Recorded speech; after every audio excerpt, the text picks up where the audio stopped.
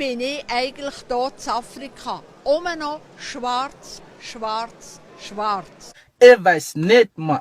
Es ist immer schwarz, schwarz, schwarz, schwarz, schwarz, schwarz, schwarz. Hinten ist auch um das Gute erzählt worden. Diese Geschichte ist so seltsam, dass sie wahr sein muss. Dieses Mal nicht. Frei erfunden. Haben Sie das Gefühl, Sie werden gar nicht ernst genommen? Ja, das Gefühl habe ich. 100%. 100%? Ja, vorher nicht, sorry. Ja, gespritzt. Und als Schweizer wird als Eidgenosse, ich bin eine Eidgenossin. Schweizer kann jeder werden.